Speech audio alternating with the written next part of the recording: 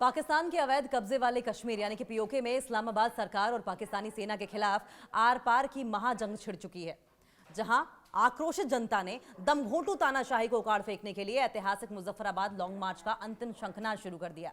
जी हां, ज्वाइंट अवामी action committee JAC के नेतृत्व में लाखों लोगों का ये हुजूम पाकिस्तानी हुकूमत के जुल्म, भारी टैक्स और आटे बिजली की किल्लत के खिलाफ सड़कों पर उतर आया है। आंदोलन की धमाकेदार शुरुआत करने की चेतावनी दी है। जी हां, ये जनता का महाविद्रोह होगा। आपकी बात जनता का महाविद्रोह, जहां पाकिस्तानी सेना मुंह दिखाएगी। पाकिस्तानी सेना की बंदूकें और हुकूमत के क्रूर दमन को ठेंगा दिखाते हुए हजारों प्रदर्शनकारी राजधानी मुजफ्फराबाद की ओर बढ़ रहे हैं। मुजफ्फराबाद कूच का ऐलान कर दिया गया है। इससे पहले रोके गए और इस ऐतिहासिक मार्च को दोबारा पूरी ताकत के साथ शुरू कर दिया गया है, जिसमें रावलकोट, मीरपुर और कोटली से लोग शामिल हुए हैं। पाकिस्तानी हुकूमत में हड़कंप मचा हुआ है। इस वक्त प्रदर्शनकारियों को रोकने के लिए पाकिस्तान ने पीओके की सीमाएं सील कर दी हैं और कई इलाकों में इंटरनेट पूरी तरीके से बंद कर दिया गया, यानी कि पूरा जोर लगा रही है। लीविंग नो स्टोन अनटर्न वाला हाल हो गया है पाकिस्तानी हुक्मरानों का, और पीओके की जनता के आगे सब पस्त नजर आ रहे हैं। बुनियादी अधिकारों की जंग एक तरीके से छिड़ गई है। कश्मीरी जनता आसमान छूती महंगाई, बिजली की भारी दरों और पाकिस्तानी अधिकारियों द्वारा किए जा रहे संसाधनों के शोषण के खिलाफ लड़ाई लड़ रही है। जी हां, आर पार की चेतावनी दी गई है। प्रदर्शनकारियों ने यह साफ कर दिया है कि जब तक उनकी मांगें पूरी नहीं होती, वे पीछे नहीं हटेंगे और पाकिस्तानी दमन का जवाब ईंट का जवाब पत्थर से देंगे। तो पीओके में पाकिस्तान के खिलाफ आर पार की लड़ाई होने वाली है और प्रदर्शनकारियों ने ऐतिहासिक मुजफ्फराबाद लॉन्ग मार्च का अब ऐलान किया है और कहा है कि अब पाकिस्तानी रेंजर्स, पाकिस्तानी सेना, पाकिस्तानी एस्टेब्लिशमेंट कितना भी रोड़े अटकाए, वो नहीं मानेंगे, वो नहीं झुकेंगे। पाकिस्तान के कब्जे वाले कश्मीर में प्रदर्शनकारियों ने अब की बार पिछली बार से ज्यादा बड़े आंदोलन का ऐलान किया है और इसके तहत पहले रोके गए मुजफ्फराबाद लॉन्ग मार्च को आज एक बार फिर से शुरू करने की घोषणा की गई है और इसमें हजारों लोगों के शामिल होने की उम्मीद जताई जा रही है। पाकिस्तान के कब्जे वाले कश्मीर यानी कि पीओके में एक बार फिर से बहुत बड़े पैमाने पर विरोध होने जा रहा है, विरोध प्रदर्शन होने जा रहा है। पीओके में पाकिस्तान सरकार के खिलाफ आंदोलन की अगुवाई ज्वाइंट अवामी एक्शन कमेटी कर रही है। 26 और 27 जुलाई को 2 दिन के बड़े विरोध प्रदर्शन का ऐलान किया है। कमेटी ने मुजफ्फराबाद तक ऐतिहासिक लॉन्ग मार्च करने की घोषणा की। जाने माने अधिकार कार्यकर्ता हैं उमर नजीर कश्मीरी और वकील ख्वाजा मेहरान ने लोकल से बात की, स्थानीय लोगों से एकजुट रहने की अपील की है। लेकिन मुबारक हो पाकिस्तान, पूरी दुनिया में कश्मीर का राग अलापने वाले इस्लामाबाद को आखिरकार कश्मीरियों का भरपूर ध्यान मिल रहा है, भरपूर सहयोग मिल रहा है। बस फर्क यह है कि इस बार ध्यान देने वाले पीओके यानी कि पाकिस्तान के कब्जे वाले कश्मीर के अपने ही लोग हैं, जो डंडे और नारे लेकर मुजफ्फराबाद मार्च के लिए निकल पड़े हैं। ज्वाइंट एक्शन अवामी कमेटी ने 26 और 27 जुलाई को जो 2 दिवसीय मेगा इवेंट आयोजित किया, उसने पाकिस्तान हुकूमत की शांति और खुशहाली वाले प्रोपेगेंडा की ऐसी धज्जियां उड़ाई कि शहबाज शरीफ और जनरल आसिम मुनीर को समझ ही नहीं आ रहा कि कश्मीरी एकजुट होकर आजादी की मांग कर रहे हैं या 2 वक्त की रोटी मांग रहे हैं। पाकिस्तानी मैनेजमेंट पर ये जबरदस्त फैक्ट्स हैं, आपको सुनने चाहिए। सफल भिखारी मॉडल है पाकिस्तान का। दुनिया भर से कर्ज मांगने में एक्सपर्ट पाकिस्तान अपनी आवाम को भी इतना इंडिपेंडेंट बना चुका है, इतना आत्मनिर्भर बना चुका है कि पीओके के लोग अब बुनियादी आटे और बिजली के लिए भी खुद सड़कों पर उतरकर भीख नहीं, अपना हक मांग रहे हैं। Freedom of speech, Pakistani style वाला फ्रीडम ऑफ स्पीच। उमर नजीर कश्मीरी और ख्वाजा मेहरान जैसे लोग जब जनता को एकजुट करते हैं तो पाकिस्तान सरकार बड़े प्यार से इंटरनेट बंद कर देती है ताकि दुनिया को पता ना चल सके कि उनके स्वर्ग में कितनी आग लगी हुई है। इकोनॉमिक्स की मास्टर क्लास है ये।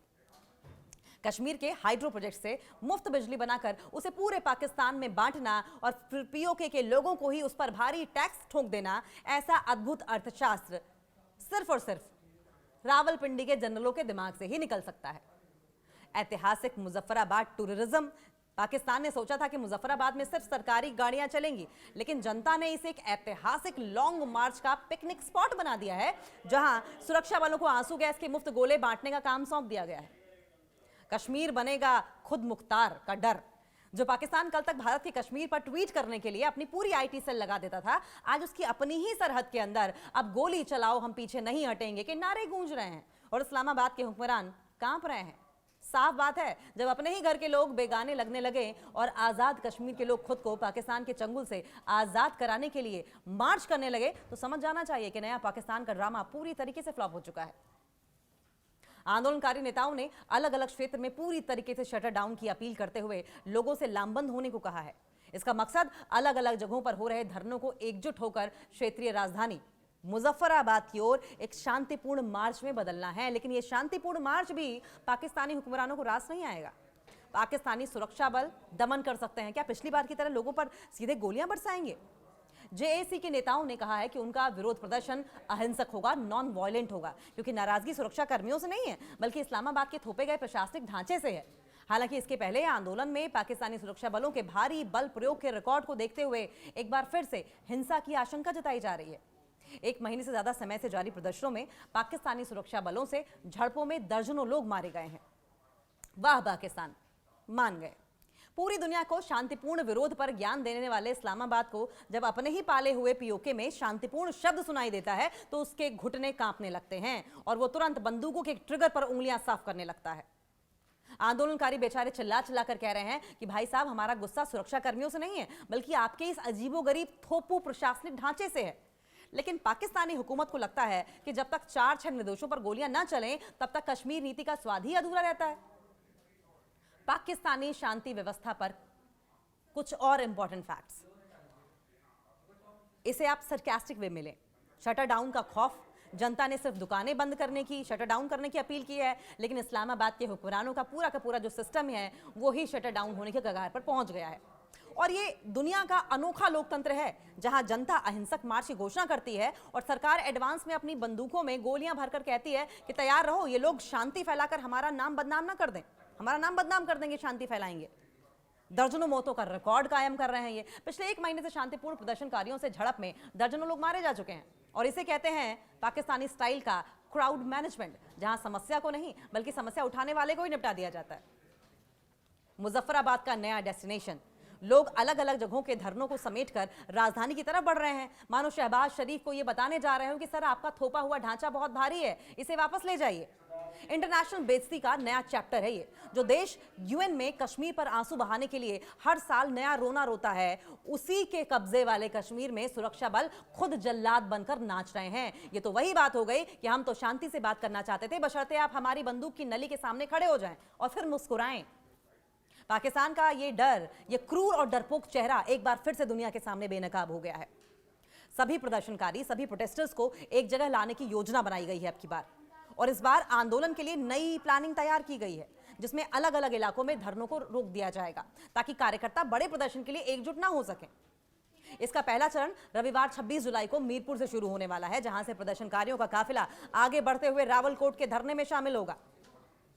और सिर्फ इतना ही नहीं, मुजफ्फराबाद के लिए लॉन्ग मार्च 27 जुलाई को होगा, जिसके लिए प्रदर्शनकारियों ने कमर कस ली है। मुजफ्फराबाद की ओर लॉन्ग मार्च करेंगे अधिकारी, कार्यकर्ता और आंदोलनकारी नेता एडवोकेट ख्वाजा बहराम ने लोगों से पूरी तरीके से व्यापारिक और नागरिक कामकाज बंद करने की अपील की है।